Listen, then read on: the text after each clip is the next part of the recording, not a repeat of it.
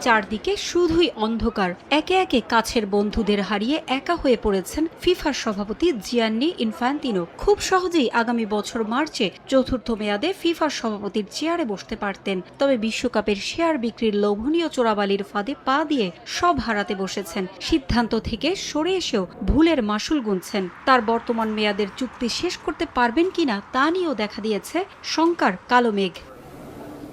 পুরনো বন্ধুদের সমর্থন ধরে রাখার চেষ্টা করেও ব্যর্থ হচ্ছেন। ওয়েলসের পথ অনুসরণ করে ইনফ্যান্তিনোর আগামী মেয়াদের পুনর্নির্বাচনের প্রার্থিতা থেকে সমর্থন প্রত্যাহার করে নিয়েছে সার্বিয়া ও সুইডেন। দুই দেশের ফেডারেশনের পক্ষ থেকে জানানো হয়েছে ফিফার সুশাসন, স্বচ্ছতা ও ব্যবস্থাপনার ঘাটতির কারণে ইনফ্যান্তিনোর ওপর আর তাদের আস্থা নেই। একই পথে হাঁটার পরিকল্পনা করছে ইংল্যান্ডও।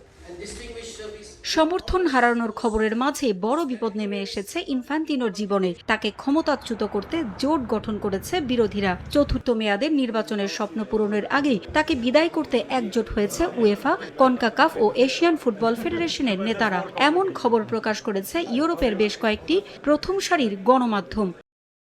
ব্রিটিশ গণমাধ্যম দ্য টাইমসের খবর, বিরোধীরা ইনফ্যান্তিনোকে সরাতে দৃঢ় প্রতিজ্ঞ। তাকে প্রশাসনিকভাবে বর্জনের পরিকল্পনা করা হচ্ছে। ফিফা কাউন্সিল ও বিভিন্ন কমিটির বৈঠকে অংশ না নেয়ার পথে হাঁটতে চায় বিরোধীরা। সে সঙ্গে ফিফার সিদ্ধান্ত অনুমোদনেও অস্বীকৃতি জানানোর পরিকল্পনা রয়েছে তাদের। প্রয়োজনে বিকল্প আন্তর্জাতিক প্রতিযোগিতা আয়োজন করতেও প্রস্তুত আছে প্রভাবশালী কনফেডারেশনের নেতারা। বেশিরভাগ দেশ একমত হয়েছে তাদের সরে যাওয়া উচিত। প্রয়োজনে ডাকা হতে পারে ফিফা কাউন্সিলের জরুরি সভা। সংখ্যাগরিষ্ঠ সদস্য এতে সম্মত হলে ফিফার সভাপতির পদত্যাগের দাবি আনুষ্ঠানিকভাবে তোলা হবে। কদিন আগেই 211টি সদস্য দেশের প্রায় সবাই ছিলেন ইনফ্যান্তিনোর পক্ষে। তবে এখন শুধুই অন্ধকার। যদিও এখন পর্যন্ত কোনো প্রার্থী সরাসরি তার বিরুদ্ধে নির্বাচন করার ঘোষণা দেননি, তবে বিপদ যে ধেয়ে আসছে সুনামির বেগে সেটা টের পেয়ে দ্রুত সবকিছু ঠিক করতে মরিয়া সভাপতি।